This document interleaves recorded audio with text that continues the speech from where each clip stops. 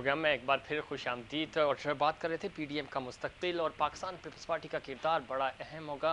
और इसकी वजह यह है कि चूँकि पाकिस्तान पीपल्स पार्टी के पास पूरा सूबा सिंध है और यहाँ पे वो हुक्मरान जमात है, सेनेट में है, कश्मीर में उनकी अपोजिशन है। और दूसरी सबसे इम्पोर्टेंट बात यह है कि चूँकि अगर आपने जलसे जुलूस भी करने हैं, जो कि एक शेड्यूल जारी हो चुका, उसमें भी पाकिस्तान पीपल्स पार्टी का ज़्यादा रोल होगा। और बड़ी दिलचस्प बात यह है कि लाहौर और इस्लामाबाद को जलसों के लिए नहीं चुना गया, इस पर भी बात करेंगे। शाह साहब, क्या लगता है आपको, पाकिस्तान पीपल्स पार्टी के बगैर पीडीएम कोई बड़ा शो करने में कामयाब हो पाएगी?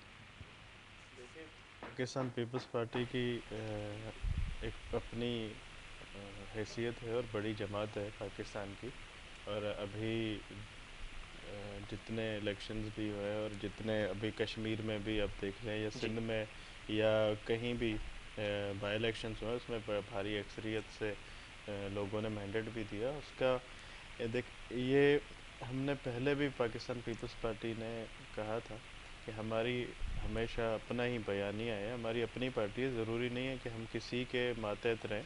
जैसे कि वो शो कॉज नोटिस आया था या वो बातें हुई थी, ठीक। अभी भी पाकिस्तान पीपल्स पार्टी, जैसे कि आपने पता होगा, आपको न्यूज़ में भी है और बातें भी चल रही हैं कि अदम एतमाद की बातें और पंजाब हुकूमत की बात है, तो उसमें भी पाकिस्तान पीपल्स पार्टी चाह रही है कि उसमें साथ मिल के ये अगर कर सकें तो ठीक, वरना तो ये सिंध में भी जलसा करेंगे या कहीं भी करेंगे, हमारे तो ज़रूरत इनको पड़ेगी। मगर ये जो इनका बयानिया था, उस पे पाकिस्तान पीपल्स पार्टी किसी की मातहत होकर नहीं चली। ठीक है, लेकिन बयानिया उनका डेड हो गया। फुरकान साहब, आपको लगता है पीडीएम में तो जान तो रही नहीं, फिर उसमें से अगर पाकिस्तान पीपल्स पार्टी को भी आप माइनस कर देंगे तो बचेगा क्या पीछे?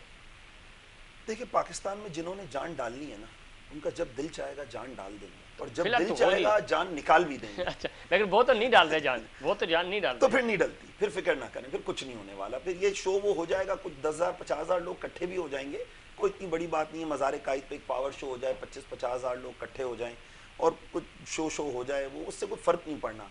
हमें समझना पड़ेगा पाकिस्तान की सियासी जमातें बेसिकली इस हवाले से, मैं समझता हूँ एक उनका रोल बड़ा बदकिस्मताना है कि उनको हर दौर में इस्तेमाल किया जाता है। आप देखें, खाली अगर गुज़िश्ता लास्ट अगर हम 12 साल की बात कर रहे हैं, मुशर्रफ साहब के बाद के दौर की, तो जरदारी साहब का टेन्योर था, बोला जी हो बड़ा ये महंगाई हो गई, बड़ी जुल्म हो गया, ये हो गया, वो हो गया, हुकूमत बदल ली। बोला अब जो आया है वो बहुत बेहतर होगा। अब लोग फिर एक ट्रक की बत्ती के पीछे लग गए कि यार मियाँ साहब की हुकूमत आएगी तो शायद ये हो जाएगा, हमारे लिए लिविंग अच्छी हो जाएगी, हमारे लिए गाड़ी आसान हो जाएगी, हमारे लिए रोटी आसान हो जाएगी। फिर वो उस दौर में सुनते रहे कि जी बड़ा तूफान आ गया। अब इमरान खान साहब की हुकूमत आ गई और अब हमारे सामने है महंगाई का तूफान।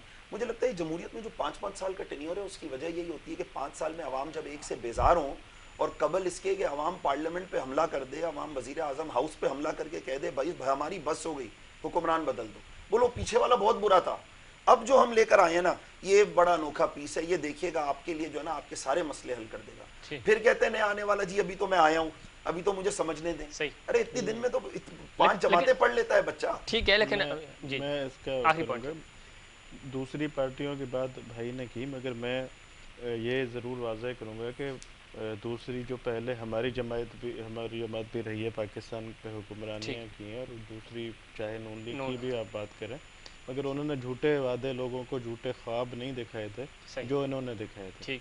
इन्होंने कहा कि बाहर से लोग आएंगे और आके नौकरियाँ करेंगे, या जो है हम इतने करोड़ नौकरियां देंगे, घर तो देंगे, वही उनके लिए वही चैलेंज हो गया। यही कहा कि हम वो बिल जला के सिविल नाफरमानी करी, ठीक है, यही वो चैलेंज है। वही बिल महंगे, वही टैक्स, यही बातें जो हैं और यही दावे जो हैं हम लगाएंगे, जो टैक्स लगाता है वो चोर होता है। सर वो आखिरी बात जरदारी साहब ने कहा था कि ये इनको हम कुछ नहीं करेंगे, अपने बोझ से दबेंगे, अपने बोझ से गिरेंगे, और वही वादे हैं जो इनको 2023 के इलेक्शंस अगर होते हैं। लेकिन अवाम मर गई ना, अवाम तो मर गई, इसमें कुछ नहीं। बहुत शुक्रिया फुरकान हसन साहब, आपका बहुत शुक्रिया। जनाब सैयद रियाज हुसैन शाह साहब, आपका बहुत बहुत शुक्रिया। नाज़रीन, ये था हमारा आज का प्रोग्राम। उम्मीद करता हूँ दीगर प्रोग्राम्स की तरह आज का प्रोग्राम भी आपको पसंद आया होगा। मुझे और इनसाइड पाकिस्तान की पूरी टीम को दीजिए इजाज़त। अल्लाह निगहबान।